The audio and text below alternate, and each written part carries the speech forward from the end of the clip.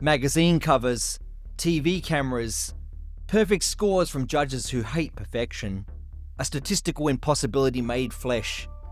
Yet the hero's journey doesn't end at the trophy ceremony. That's usually where it begins.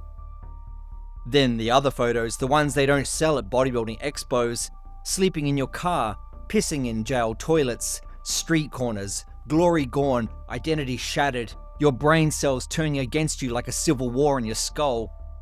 That's the Mentzer trajectory, a rocket launch followed by a catastrophic re-entry. Even NASA couldn't plot a more perfect arc from glory to gutter. Most books die, quietly, in remainder bins, in landfills, digital ghosts. This one won't. John Little knew Mike Mentzer for 20 years, saved his letters, recorded his words, watched the brilliant mind fragment like overworked muscle fibers. Great biographies don't just tell you what happened, they show you why it matters. Little's mission statement is brutally simple: present the truth about Mike, good and bad. Not because it sells, not because it feels good, but because truth was the only thing Mentzer worshipped, his religion, his addiction, his downfall. Randy Roach's foreword calls it a forensic deep dive into the golden era. That's crime scene vocab, Undertaker talk. Expect DNA evidence of an industry built on lies. Little picks through the bones with bare hands. Blood spatter analysis of careers ended for asking the wrong questions. Little has the receipts. He wasn't watching from the cheap seats. Articles, letters, interviews, Mentzer's own words. Raw materials, not processed cheese. The whole picture laid out on the slab. The shine and the rust, the triumphs and the train wrecks. Not just the highlight reel, but the price tag paid in blood and sanity. The thing about the golden era is that it wasn't that golden for most. Especially not for those who pulled back the curtain, who questioned the machine, who saw the strings and named it puppeteers. Mentzer's life wasn't a victory lap. It's a trek through triumph and disaster, gym to gutter to grave. The unvarnished truth: Mentzer lived, Mentzer fought, Mentzer died, his ideas remain. Plato's cave, shadows on the wall, protein powder, 8 workouts a week bullshit, reality for the blind. Mentzer saw through it, broke the chains, staggered out the darkness, eyes bleeding from the light. He came back to tell the others, train less, train smarter, follow science, not fairy tales. The cave dwellers didn't celebrate. The industry runs on shadows.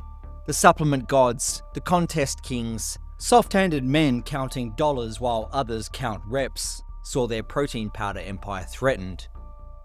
Hard to sell false hopes to men who found real answers, but you don't kill someone's cash cow without consequences.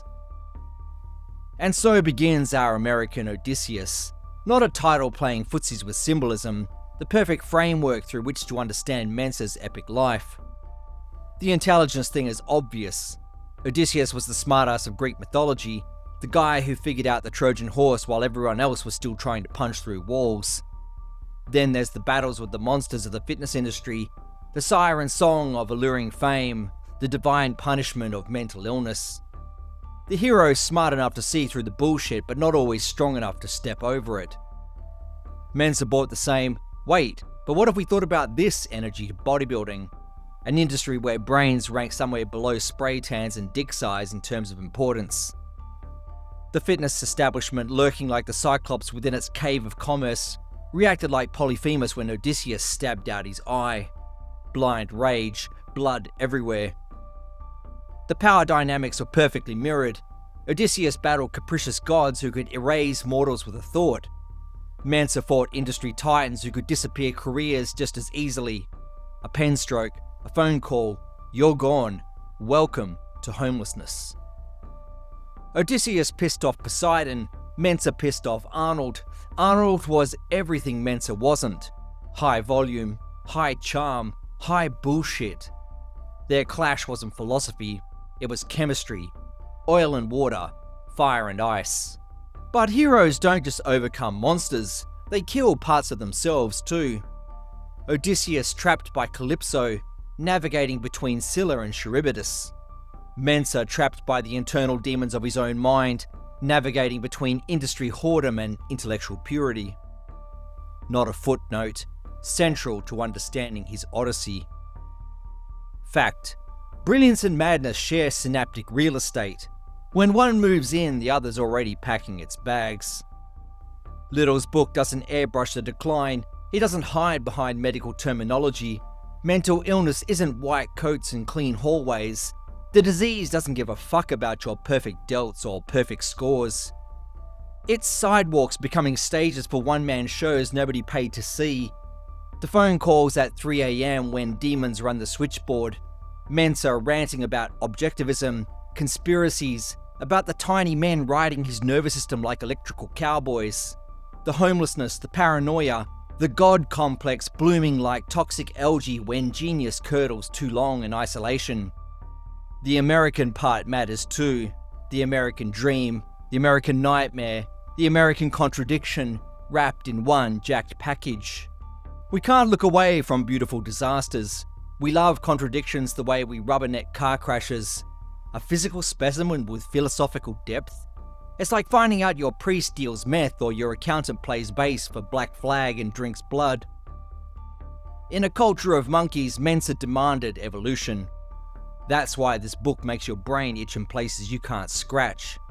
American Odysseus hammers you with myth until your teeth rattle, lifting this read above the usual flex and pose bullshit. Mentzer wasn't just a bodybuilder with a library card. He was a thinker, a reader in a world of picture books. Most bodybuilders sell supplements. Mentzer sold philosophy. While others sought bigger arms, he sought bigger questions. Little maps the transformation of Mentzer's intellectual awakening against Zarathustra's metamorphosis. The camel bearing the industry burdens. The lion destroying false idols. The child creating new worlds. The hero's journey for a man who transformed more than just his body, but couldn't save himself.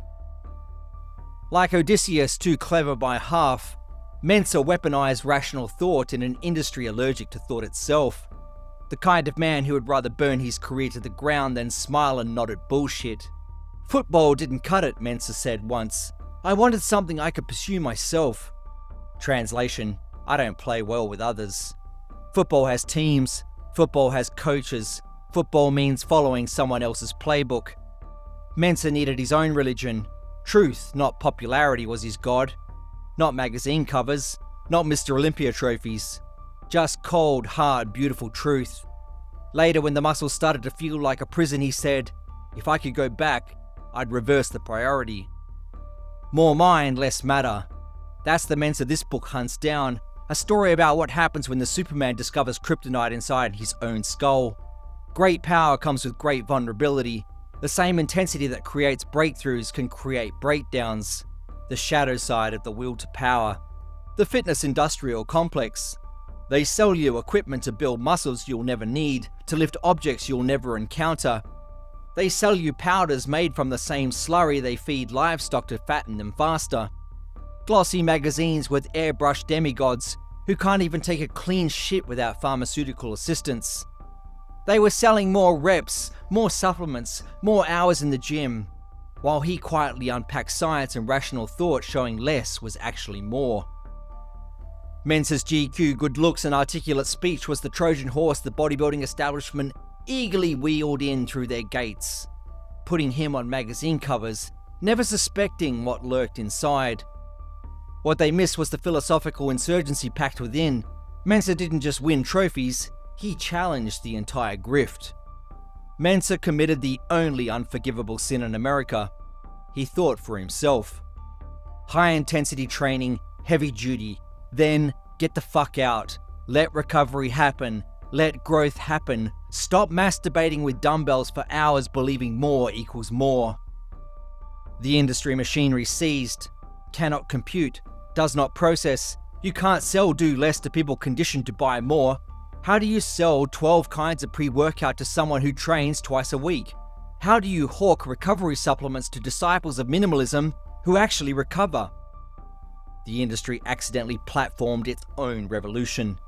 By the time they realized their mistake, it was too late. The gates were open. Mentzer's ideas had escaped into the wild. The establishment fought back hard. Their entire economic model was under attack from a heretic they had crowned. He became untouchable, cursed, blacklisted, all for suggesting that maybe the Emperor's dick was showing and his new supplements were bullshit air and advertising. The irony, they built the perfect Trojan horse themselves, then acted surprised when the warriors of reason emerged at night to burn their profitable mythology to the ground. It's one of the most successful intellectual industry infiltrations in sport history. A perfect case of commerce undone by its own shallow values, unable to see past the gleaming exterior to the revolutionary ideas concealed within. Here their endings diverge. Odysseus eventually limped home, murdered his problems, fucked his wife, reclaimed his throne. Mentzer never got his kingdom back, died with his genius unrecognized, but his ideas outlived him. Seeds planted in scorched earth, flowers growing from a corpse. The 1980 Mr. Olympia contest was the moment an entire subculture was forced to confront its own bullshit. Bodybuilding's equivalent of a child accidentally walking in on a parent fucking a stranger. A sudden, irreversible moment of disillusionment. Sydney, 1980. The stage lights burn like prison spotlights.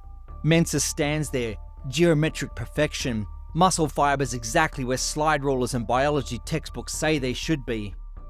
Then the fix.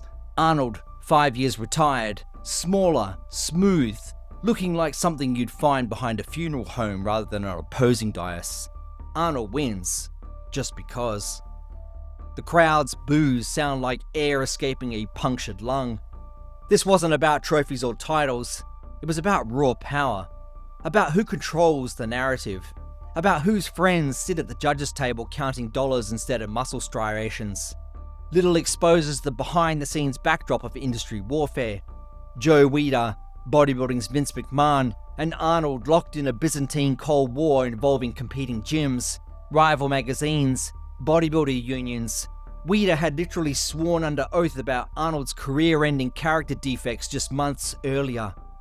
Game of Thrones with protein shakes level bullshit. CBS Sports, not exactly the ethics police of athletic coverage, actually refused to air the footage because the judging was so blatantly corrupt.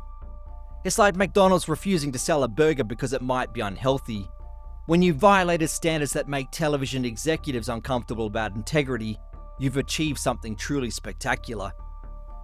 Something inside Mentzer breaks that night. Not all at once, slowly, the way precision instruments break. One microscopic stress fracture at a time until the whole perfect system disintegrates into dust. Getting publicly fucked in front of the whole world forced him to see the blood truth. This sport was never about achievement. It was about marketability, politics, and who would best serve the industry's profit margins. All that pain, all that sacrifice, all that precision, worthless against the machinery of commerce. American capitalism in its purest form. The same rigged game that selects presidents, pop stars, and best-selling authors. Arnold didn't win because his physique was superior. He won because he was Arnold. Sometimes the name on the label matters more than what's actually in the bottle. In its own twisted way, it might have been the best thing that happened to Mentzer's legacy. Had he won, he might have just become another meaningless face on a disposable protein jug. By losing in such spectacular fashion, he gained something more valuable: intellectual martyrdom. But like all good Greek tragedies, the hero doesn't get to enjoy the victory parade. Above all else, this isn't a bodybuilding book, it's a story of decomposition. Every beautiful thing rots. Muscles just meet with temporary purpose. The decay of the American dream, a pyramid scheme wrapped in a flag. The maggots don't wait for permission. It's what they don't show you in muscle magazines. The after photo, the final pose, no spotlights, no audience, no dramatic exit. A dilapidated apartment, two brothers, Mike and Ray, found dead days apart. The smell, the flies, the quiet expiration of extraordinary men. No sirens sang, no gods wept. The hero's journey complete. Not the version they sell you, The version that happens when heroes live among us with chemical imbalances and no healthcare. American Odysseus isn't beach reading, it's a scorched earth biography, a fight with history, an extinction event for bullshit. The page count might scare some off. Good.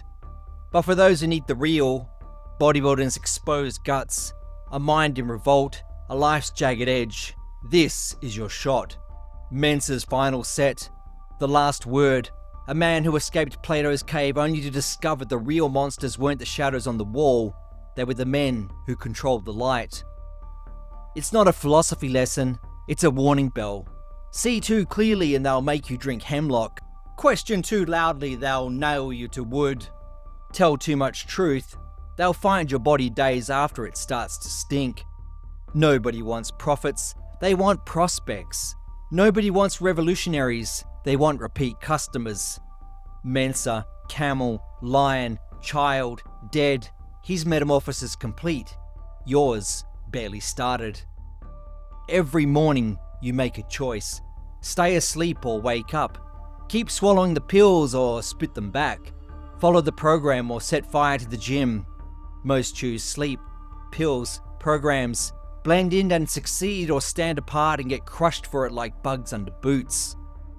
Little doesn't write biography, it's a murder mystery where we all did it.